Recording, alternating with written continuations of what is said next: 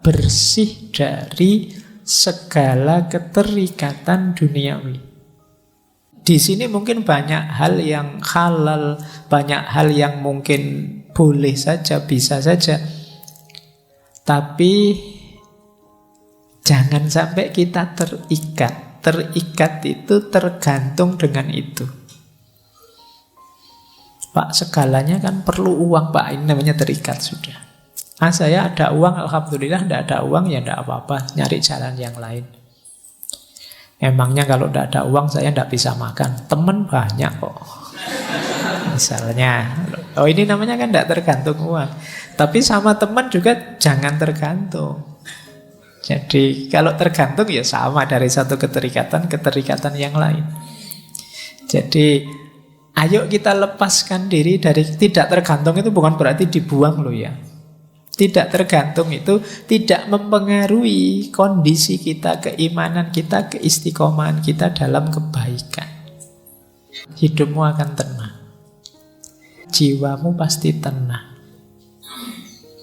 Kalau jiwamu tenang, rohanimu kuat, mentalmu tangguh, tidak mudah terpengaruh.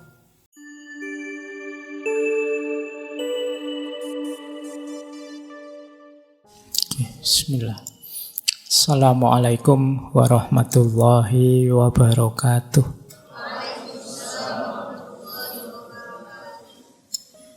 Bismillahirrahmanirrahim. Alhamdulillahirabbil alamin. Wa bihi nasta'inu ala umurid dunya waddin. Allahumma sholli wa sallim wa barik ala habibina wa syafi'ina sayyidina wa maulana Muhammadin wa ala alihi wa ashabihi wa man tabi'ahum bi ihsanin ila yaumiddin. Amma ba'du. Bismillah, mari kita lanjut lagi ngaji filsafat kita. Baik, bismillah. Saya awali dari definisi dulu biar lebih paham. Kata ikhlas, ya dia bentuk masdar dari akhlaso yukhlisu ikhlason. Jadi ini artinya bersih, murni, jernih.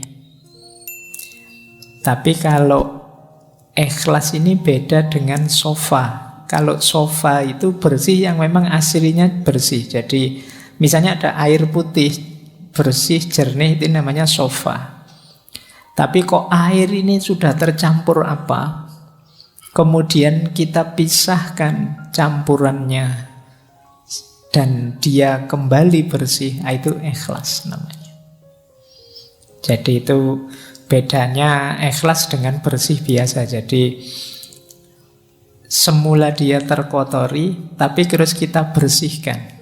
Setelah kita bersihkan, dia statusnya ikhlas. Tapi kalau yang murni asli belum terkena apa-apa, itu namanya sofa. Bahasa Arabnya begitu. Nah ini jadi kata dasar ikhlas itu berarti maknanya adalah bersih, jernih setelah sebelumnya dia terkontaminasi atau terkotori. Baik, jadi ini harafiahnya itu.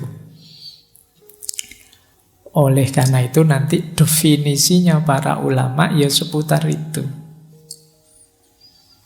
Termasuk ketika ikhlas ini dikaitkan dengan bersihnya hati.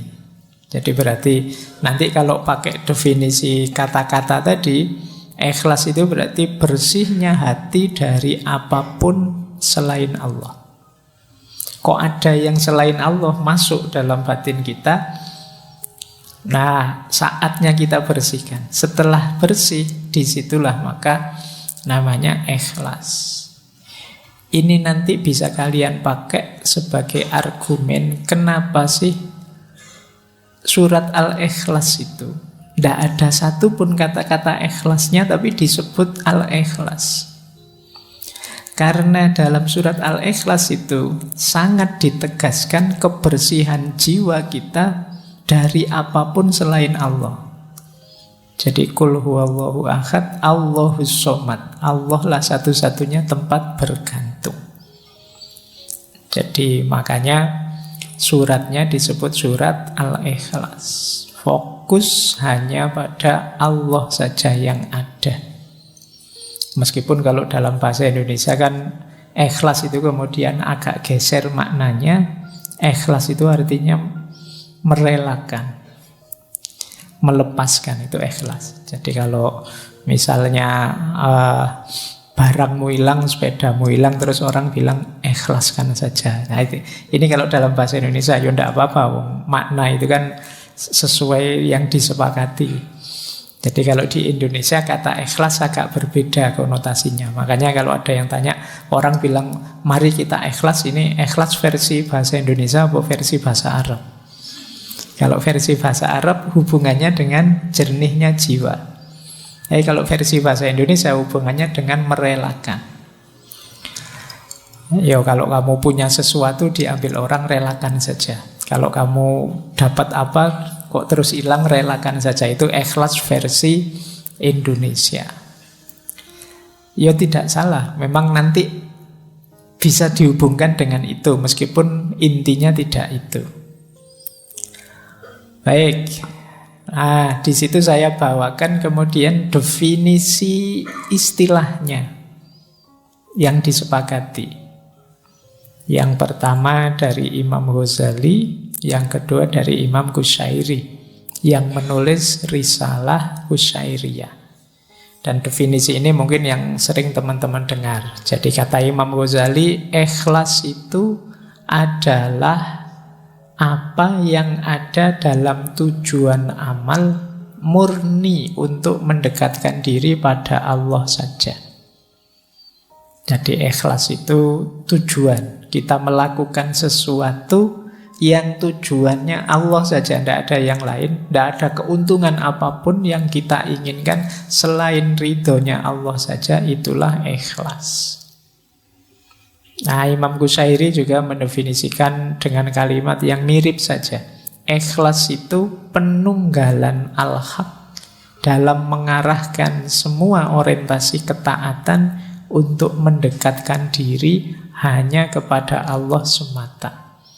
Maksudnya sama, tujuannya Allah saja. Ada banyak definisi para ulama, tidak saya bawa semua. Intinya maksudnya sama. Jadi kita beramal, berorientasi dalam beragama itu hanya Allah saja. Jadi memang tujuan kita Allah saja. Kok ada tujuan? Lah berarti tidak mikir dunia sama sekali. Dunia difikirkan, diolah, dikelola, kita hidup di dalamnya dalam rangka menuju Allah. Semuanya kita jadikan kendaraan menuju Allah. Nah, berarti saya tidak kerja Pak, ya kerja. Cuma kerja dan hasilnya dipakai untuk mendekat pada Allah. Berarti saya tidak perlu belajar ilmu ini, ilmu itu, toh Pak, ilmunya tetap ilmu ikhlas saja. Ya enggak, ya tetap belajar apapun yang kamu butuhkan, kamu perlukan, tapi nanti jadi kendaraanmu untuk tambah dekat pada Allah. Jadi ini orang yang ikhlas. Dan banyak ayat-ayat Al-Quran yang menyebut itu. Malam hari ini sengaja tidak saya bawa, sudah sangat sering disebut di banyak ceramah, di banyak pengajian. Ya mungkin teman-teman hafal lah, misalnya surat Al-Bayyinat itu ya, ayat 5, wa ma umiru illa liya'budullaha muhlisina lahuddin. Jadi intinya ikhlas ini jadi sesuatu yang kunci dalam beragama. Baik, sekarang kita lihat keutamaannya ikhlas. Ini saya ambil ada kalimat menarik dari Imam Syafi'i. Kata beliau, halakan nasu kulluhum illal ulama. Wahalakal ulama'u kulluhum illal amili. Wahalakal amiluna kulluhum illal mukhlisin. Wal mukhlisun ala khotrin azim. Jadi kata Imam Syafi'i, semua manusia itu akan hancur kecuali dia berilmu. Jadi kalau kita hidup tanpa ilmu, hidup kita akan hancur.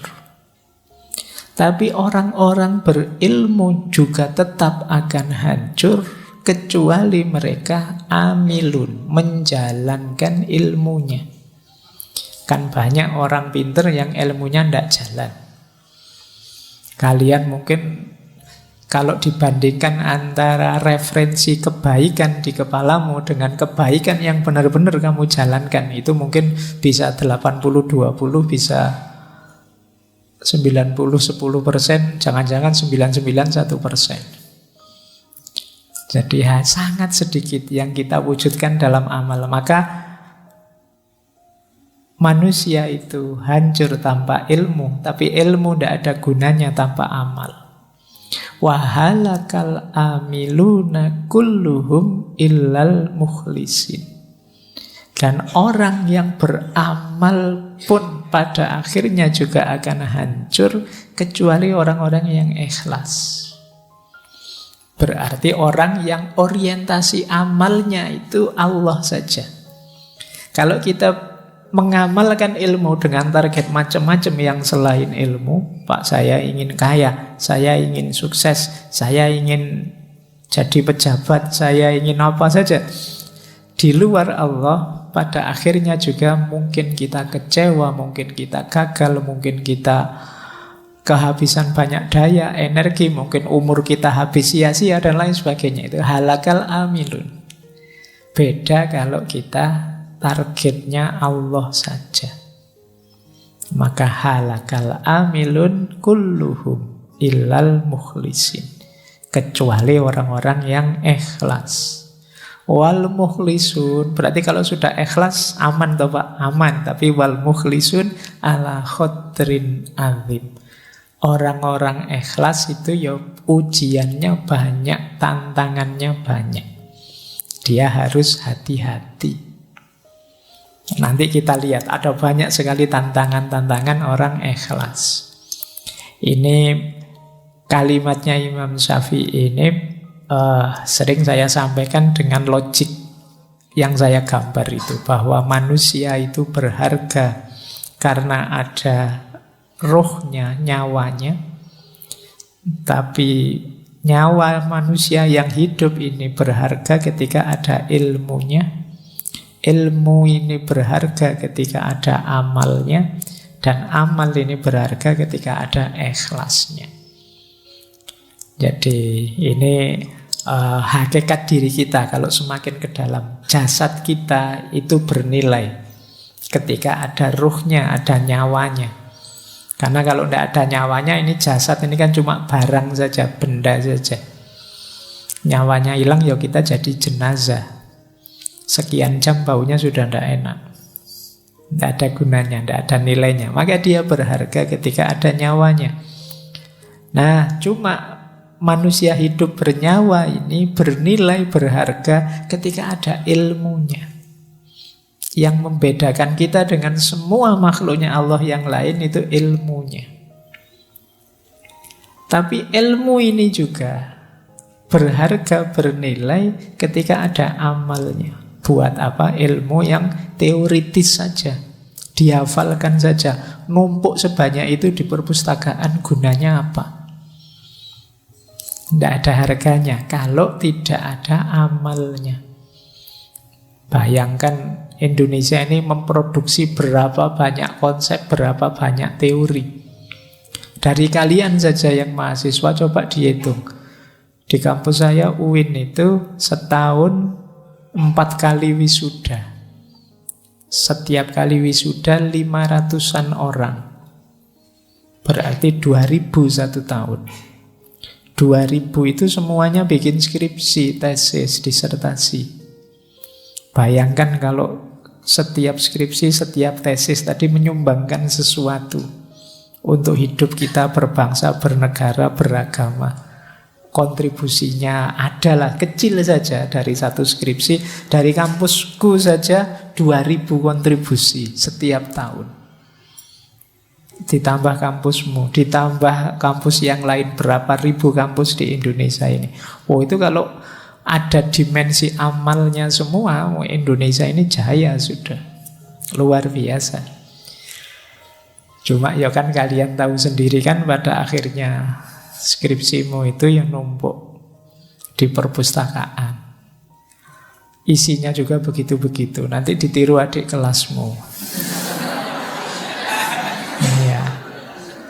Ya sekarang ada Turnitin tidak bisa jiplak, tapi kan ya kamu sudah pinter ganti kalimat. Apalagi saya kemarin ada yang cerita itu ada trik-triknya Pak biar tidak terdetek oleh Turnitin. Iya.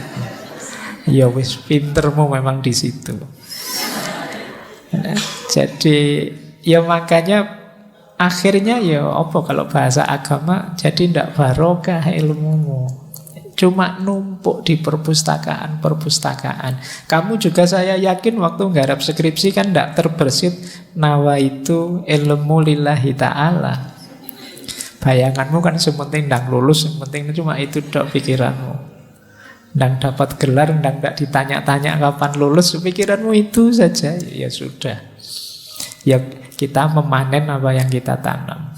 Apalagi level paling tinggi ikhlas. Jadi sudah diamalkan pun kita masih perlu ikhlasnya.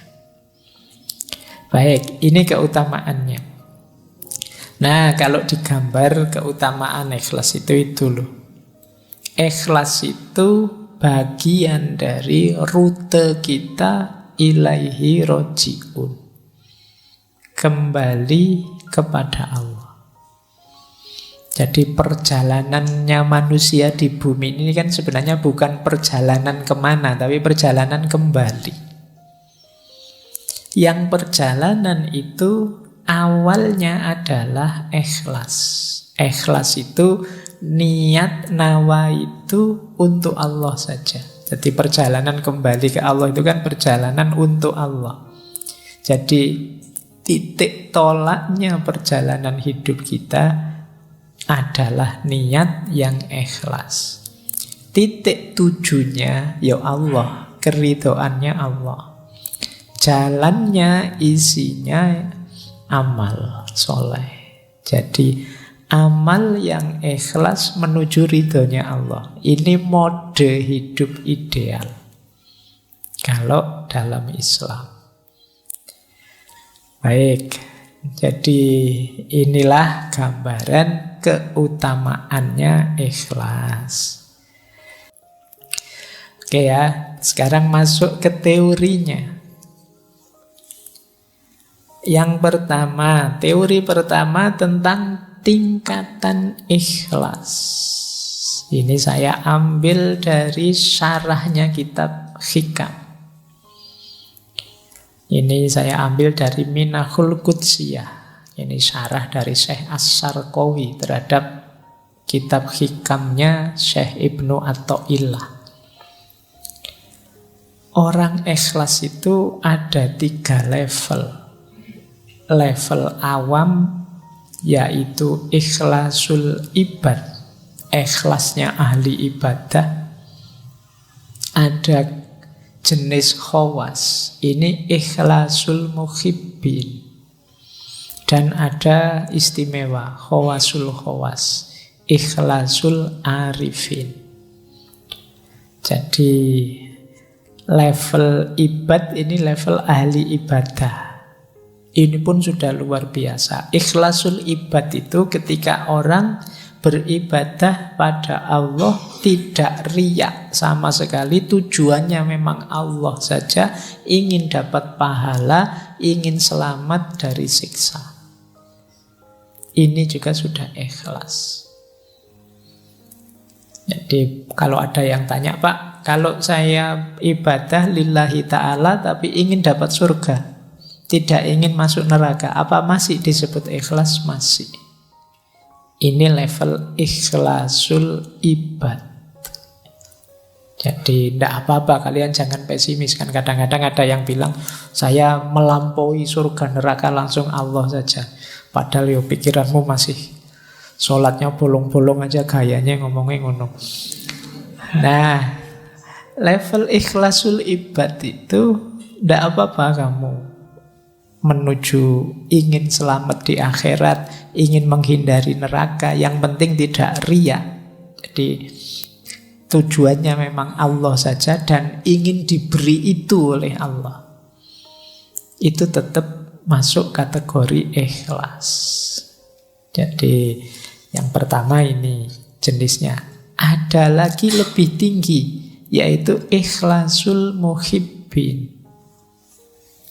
Ikhlasul muhibbin itu ikhlasnya para pecinta. Kalau ini ikhlas lillahi ta'ala, tidak tergoda lagi oleh surga, neraka, pahala, dan siksa. Tujuannya ingin dekat saja dengan Allah. Dulu kita belajar sufi perempuan Robiah Al-Adawiyah. Itu kan banyak gambarannya ikhlasul muhibbin. Ya Allah, kalau ibadahku ini karena ingin surga, jauhkan aku dari surga. Kalau aku ibadahku karena takut neraka, masukkan aku ke neraka. Karena dia tidak fokus ke situ, fokusnya ke Allah saja. Jadi ingin dekat dan selalu bersama, ingin mengagungkan Allah. Ini levelnya mahabbah. Ini sudah luar biasa, makanya disebut khawas. Itu pun ada yang lebih tinggi ternyata, ikhlasul arifin. Kalau ikhlasul arifin ini tidak lagi ada pemahaman aku dan engkau. Kalau masih aku mencintaimu, itu kan masih ada aku, masih ada engkau. Ikhlasul arifin itu aku sadar sepenuhnya bahwa ikhlasku seperti apapun diriku, itu semuanya dari engkau. Kalau aku mencintaimu ya Allah, itu pun cinta yang kau anugerahkan dalam diriku. Jadi andilku itu tidak ada sama sekali. La haula wa la quwata illa billahil aliyyil azim. Dayaku, kekuatanku, apapun kebaikan yang aku lakukan, itu semuanya hakikatnya adalah engkau, bukan aku. Orang yang level muhibbin tadi kadang-kadang kalau tidak hati-hati terjebak membanggakan dirinya. Bahwa aku bisa ikhlas, aku bisa tidak tertarik lagi surga neraka dan lain sebagainya. Tapi di level arifin itu sudah tidak mungkin lagi karena dia sepenuhnya sadar bahwa kebaikan dirinya, cintanya pada Allah, dayanya untuk menuju Allah, itu semuanya hakikatnya anugerahnya Allah saja. Tanpa Allah mengizinkan, ridho, menganugerahi, tidak mungkin bisa begitu. Itu namanya ikhlasul arifin. Nah, ini jenjang-jenjangnya. Jadi silakan teman-teman nanti muhasabah ya, sudah punya jenis ikhlas yang mana dalam diri kita. Yang pertama pun tidak apa-apa, itu juga termasuk ikhlas. Jadi sudah lillahi ta'ala. Paling tidak yang pertama itu tidak ada target-target duniawi. Jadi tidak riya, tidak ada target-target yang selain Allah. Targetnya ukhrawi. Nah, ini pun sudah masuk kategori ikhlas. Baik, jadi ini konsep pertama. Semoga tidak terlalu berat ya dipahaminya, maksudnya kalau dijalaninya ya pasti abot. Paling enggak kamu ngerti dulu, itu kan sudah lumayan. Tadi tidak ngerti, sekarang ngerti. Kita lanjutkan. Nah, rutenya seperti ini untuk menuju ikhlas itu. Catatan saya ada 4 untuk menuju yang khawasul khawas tadi. Yang pertama memang untuk kita bisa sepenuhnya lillahi ta'ala, itu harus bersih. Tadi kan definisinya bersih. Bersihnya diri dari dosa dan kemaksiatan. Ini level paling awal. Jadi semoga teman-teman tidak termasuk golongan yang ngeyel ya. Kadang-kadang ada orang ngeyel, apa bisa Pak ada manusia yang bersih dari dosa dan kemaksiatan. Itu kan mesti ono sing takok ngono. Paling tidak bersih dari dosa dan kemaksiatan yang disengaja. Jadi ya manusia memang kadang khilaf, manusiawi saja kita pun kadang kepleset. Tapi semoga bukan memang secara sengaja ngerti dosa ditabrak saja. Ngerti maksiat ditabrak saja. Kamu tahu kalau lihat gambar yang kayak gitu itu dosa, tapi eman-eman ya Pak, terus ya wis. Ya sudah, berarti kamu level awal saja masih belum bersih. Jadi kok tidak sengaja terlihat tidak apa-apa, rezeki. Itu kan ada kalimatnya yang laka al-ula. Laka al-ula itu ya memang kok tidak sengaja kelihatan, itu kan rezekimu memang laka al-ula. Tapi setelah itu jangan diulangi. Ya, kalau ada eman-emannya tadi berarti sengaja. Yang pertama kan tidak sengaja, tidak masalah. Ya, kalau diulang lagi gitu. Jadi kamu kok setelah lihat kok terus diulang lagi. Atau tidak diulang tapi dipenelengi terus. Saya ndak ngulang kok Pak, ya tak lihat tapi ya suwi nontonnya padha wae. Ya, jadi kamu kan logikamu kan begitu, eman-eman Pak, nanti kalau dosa ya tobat lagi lah Pak. Berarti di level awal kamu belum lulus, belum bersih. Jadi khilaf melakukan dosa manusiawi, tapi usahakan tidak secara sengaja kamu memasukkan dirimu ke ranah dosa dan kemaksiatan. Ini level paling awal loh ya. Kalau ini saja kamu berat ya, naiknya agak panjang nanti prosesnya. Paling tidak berusahalah. Karena kuasanya manusia itu terbatas. Insya Allah kalau usahamu sungguh-sungguh, Allah ridho dan berkenan, nanti Allah yang menolongmu. Sehingga kamu naik kelasnya lebih cepat. Tapi kalau kamu malas, kamu memang secara sengaja tidak ingin memperbaiki diri, naik level itu, ya Allah tidak akan datang. Ana inda dzonni abdi bi. Jadi yuk dinawaitui saja dan diikhtiari semampunya. Insya Allah kalau memang sungguh-sungguh Allah ridho, Allah akan hadir membantu kita, menaikkan makom kita, memberi akhwal yang cocok untuk kita. Kalau sudah lulus di level pertama, kita bisa naik ke level kedua, bersih dari segala keterikatan duniawi. Jadi kalau ini lebih berat lagi. Di sini mungkin banyak hal yang halal, banyak hal yang mungkin boleh saja, bisa saja. Tapi jangan sampai kita terikat. Terikat itu tergantung dengan itu. Pak, segalanya kan perlu uang Pak, ini namanya terikat sudah. Saya ada uang, alhamdulillah. Tidak ada uang, ya tidak apa-apa, nyari jalan yang lain. Emangnya kalau tidak ada uang saya tidak bisa makan? Temen banyak kok. Misalnya, ini namanya kan tidak tergantung uang. Tapi sama teman juga jangan tergantung. Jadi kalau tergantung ya sama, dari satu keterikatan yang lain. Jadi ayo kita lepaskan diri dari tidak tergantung. Itu bukan berarti dibuang loh ya. Tidak tergantung itu tidak mempengaruhi kondisi kita, keimanan kita, keistiqomahan kita dalam kebaikan. Ini namanya tidak tergantung. Makanya ada ayat yang bilang bahkan amwalukum wa auladukum fitnah. Hartamu, anak-anakmu bisa jadi fitnah. Kalau itu membuatmu melekat, tergantung, sehingga engkau berjarak dari Allah, sehingga engkau terhijab dari Allah. Ketergantungan kita satu-satunya yang sah hanya Allah saja. Allahus Somad.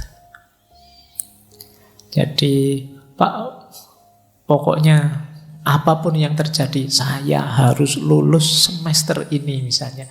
Itu nanti hati-hati bisa jadi ketergantungan. Boleh kamu punya nawa itu begitu, tapi ya kalau memang jalannya berhadapan dengan halal haram, baik buruk, jangan diterjang saja. Kalau kamu terjang saja ketergantunganmu, itu namanya sudah tergantung. Orang tergantung itu kan apapun yang terjadi saya harus di situ, saya harus itu. Tidak peduli halal, tidak peduli haram, tabrak saja. Yang penting calonku jadi. Meskipun aku bikin hokkah, bikin anukah, ini sebenarnya nama dari ketergantungan. Kamu memaksakan diri harus itu namanya ketergantungan. Pokoknya harus orang ini yang jadi presiden, atau harus calon ini. Ini sama, cara berpikir melekat, ketergantungan. Tapi kan orangnya memang baik, iya tidak masalah. Kamu mendukung dia atau membela dia tidak apa-apa. Tapi jangan sampai ke level ketergantungan. Harus dia, apalagi sampai kamu halalkan segala cara. Ini level 2. Level 3 ini agak berat lagi. Bersihnya diri dari ego kita sendiri. Jadi dari aku tadi. Aku yang pinter, aku yang ngerti, aku yang hebat, aku yang bisa ini, aku yang bisa itu. Keinginanku ini, keinginanku itu, cita-citaku ini, cita-citaku itu. Ini aku, ini agak berat perangnya. Makanya levelnya atas itu, level 3. Perang paling berat itu perang melawan diri kita sendiri. Melepaskan diri dari ketergantungan di luar diri lebih mudah daripada ketergantungan pada ego kita sendiri. Ini juga harus ditaklukkan. Kalau yang nomor 3 sudah takluk, insya Allah kita cepat segera masuk ke yang nomor 4. Allah saja satu-satunya yang jadi fokus perhatian kita. Baik, ini diingat-ingat ya rutenya 4 ini. Nah, ikhlas itu karakternya adalah tersembunyi. Hanya yang ngalami dan Allah yang tahu dia ikhlas atau tidak. Maka kita tidak bisa memberi label orang, nuduh orang dia tidak ikhlas atau wah dia sudah ikhlas. Jadi ini salah satu cirinya ikhlas. Jadi ikhlas itu dimensi paling rahasia. Kata Syekh Junaid Al-Baghdadi, ikhlas adalah rahasia antara Allah dan hambanya. Tidak ada malaikat yang tahu dan bisa mencatatnya. Tidak ada setan yang tahu dan bisa merusaknya. Tidak ada hawa nafsu yang tahu lalu memalingkannya, membengkokkannya. Malaikat mencatat amal yang kelihatan dicatat. Tapi niat, motif dalam hati kita ikhlas atau tidak, hanya Allah yang tahu. Nah ini kata Syekh Junaid Al-Baghdadi. Jadi dia memang sangat rahasia. Orang itu bisa kelihatan sangat ikhlas padahal tidak. Misalnya, wah Pak Faiz itu ikhlas sekali ya ngaji tiap malam Kemis, tidak pengen apa-apa. Itu kan kamu melihatnya begitu, tidak pengen terkenal, tidak pengen kata siapa. Ya kan? Kamu kan tidak bisa menilai hanya wah, dari kelihatan luarnya. Kalau urusan ikhlas, jadi hanya kalau tentang saya ya hanya saya dan Allah yang tahu. Ya untunglah Allah itu sayang sekali sama kita ya. Aib-aib kita itu tidak dibongkar mentah-mentahan kayak kalian bongkar aibnya musuhmu di medsos-medsos itu. Kalau Allah sebaper itu habis kalian. Jadi kamu mungkin tidak berani keluar rumah sudah. Baik, jadi ikhlas itu berarti tersembunyi. Maka dia tidak bisa jadi komoditas kebencianmu atau kecintaanmu pada seseorang. Pilihlah tokoh ini orang ini paling ikhlas loh dia itu. Ya dari mana melihatnya? Karena ikhlas atau tidak hanya Allah dan yang bersangkutan yang tahu. Jadi ini karakter pertama dari keikhlasan. Dia tersembunyi.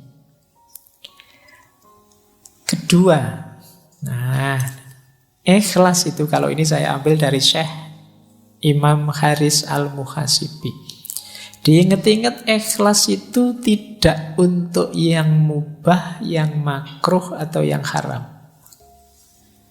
Pak, saya itu bohong, tapi saya ikhlas kok, Pak. Nggak iso. Haram ya ndak ada hubungannya sama ikhlas. Saya tahu yang saya lakukan ini tidak boleh, Pak, tapi saya dengan tulus melakukannya. Ikhlas, Pak. Enggak.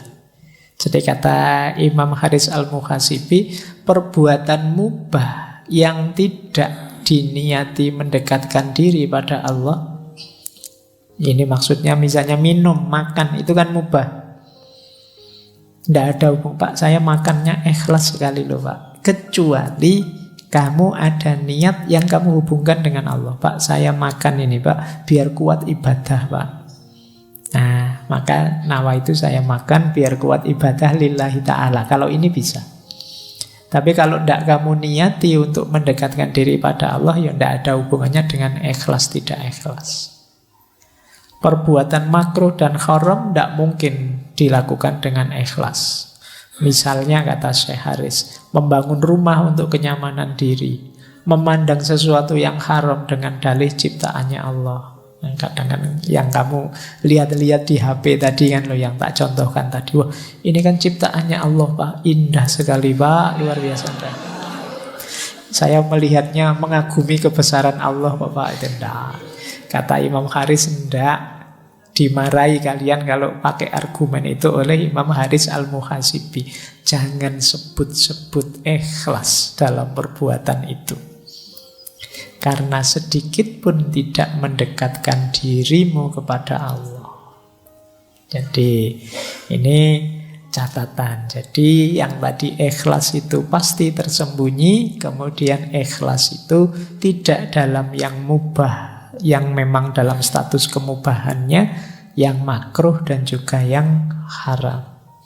Jadi tidak boleh perbuatan haram kamu cari argumen dengan sudut pandang yang berbeda biar dia jadi halal atau ikhlas lillahi ta'ala.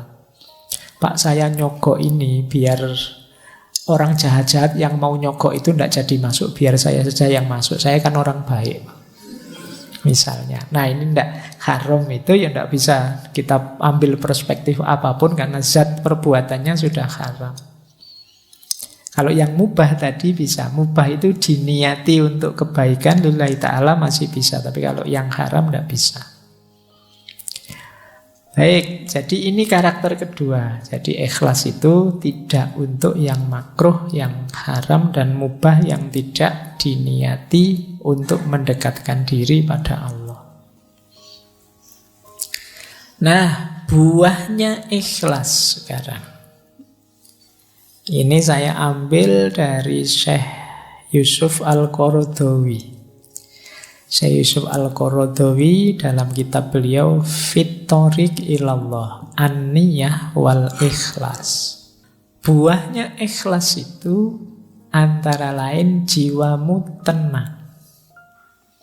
Kalau kamu fokusnya hanya Allah saja, yakinlah bahwa Allah tidak mungkin mengecewakanmu. Beda dengan yang lain. Kalau orientasimu Allah saja, jiwamu pasti tenang. Kalau jiwamu tenang, rohanimu kuat, mentalmu tangguh, tidak mudah terpengaruh. Kalau kamu rohanimu kuat, jiwamu tenang, istiqomah jadi mudah. Ini 2 minggu yang lalu kita membahas istiqomah ya. Berarti di antara tipsnya untuk bisa istiqomah apa? Ikhlaslah. Orang itu sulit istiqomah biasanya ketika ada motif lain dari kebaikan yang dilakukan. Misalnya kalian istiqomah sholat duha misalnya. Terus niatnya, kata guru saya Pak, sholat duha itu sekian hari, sekian puluh hari, nanti mesti ada rezeki datang tidak disangka-sangka. Min haitsu la yahtasib. Oh, terus kalian istiqomah berbulan-bulan duha. Kamu tunggu mana ini rezeki yang min haitsu la yahtasib ini kok tidak muncul-muncul. Akhirnya terus kamu jadi malas lagi. Istiqomahnya putus-putus. Coba kemarin lillahi ta'ala saja lebih aman, lebih mudah istiqomah. Jadi memudahkanmu istiqomah itu ikhlas. Maka kebaikan apapun, ayo dinawaitui lillahi ta'ala. Lebih nyaman untuk jiwa kita, lebih mudah untuk kita istiqomah. Kemudian ikhlas itu bisa membuat yang mubah tadi jadi ibadah. Makan itu, kalau kita nawaitu lillahi ta'ala, biar saya kuat beribadah, ya, yang semula mubah dia jadi ibadah. Kamu jogging pagi-pagi, jalan kaki, biar apa? Biar sehat Pak. Kalau saya sehat nanti saya ibadahku tambah berkualitas, tambah bangun malam kuat, tambah. Ini yang semula mubah saja dia bisa bernilai ibadah. Kamu ngopi itu kan mubah saja. Nah, kalau kamu bisa ngatur niatnya, saya ngopi ini biar kuat melek Pak. Kalau kuat melek, saya bisa tahajudnya, bisa tidak terganggu oleh ngantuk, bisa. Loh, niatnya ibadah. Bukan nonton sepak bolanya, tapi ibadahnya. Jadi yang mubah bisa jadi ibadah. Kalau ditempeli ikhlas lillahi ta'ala, untuk kepentingannya Allah, ujungnya tetap Allah saja. Kemudian bahkan keinginanmu untuk ikhlas, nawa itu ikhlas, itu sudah ada pahalanya sebelum dilakukan. Bahkan sebelum tuntas pun sudah ada keutamaannya, ada pahala-pahala dari Allah. Niat baik saja itu kan sudah pahala. Ya niat yang baik itu kan ya niat lillahi ta'ala. Jadi sebelum dijalankan kebaikan itu masih dalam bentuk niat saja untuk Allah, itu sudah pahala, apalagi sudah dijalankan. Kemudian tentu saja ikhlas itu membuahkan pertolongan dan perlindungan Allah. Kalau ini sisi vertikal. Sisi horizontalnya apa? Membuat kita kuat, teguh saat ada kesulitan. Jadi makanya orang itu yang orientasinya Allah saja, kesulitan apapun tidak membuat dia gelisah. Nah itu seperti munajatnya Nabi waktu beliau dikejar-kejar di Taif, dilempari batu itu kan. Beliau bilang, in lam takun wadiban alayya fala ubali. Meskipun aku berdarah-darah seperti ini, ditolak oleh umatku sendiri, dikejar-kejar seperti orang gila, asal engkau tidak murka padaku ya Allah, aku tidak peduli. Oh ini berarti apa? Mentalnya kuat, teguh menghadapi persoalan. Kalau cuma tidak lulus ujian, terancam DO, tidak masalah. In lam takun wadiban alayya fala ubali ya Allah. Tapi kalau tidak lulusmu karena males, ya Allah marah. Jadi lakukan kebaikan semaksimal mungkin. Kalau hasilnya tidak seperti yang kamu harapkan, tidak masalah. Yang penting Allah ridho. Allah itu ridho karena engkau tidak nabrak aturan-aturan yang Dia tetapkan. Jadi ini buahnya orang ikhlas. Dari vertikal, horizontal, ke dalam, keluar, itu buahnya sangat positif. Latihanlah untuk jadi orang ikhlas. Baik, saya kira itu untuk malam hari ini. Alhamdulillah. Wallahul muwaffiq, wallahu a'lamu bissawab. Wassalamualaikum warahmatullahi wabarakatuh.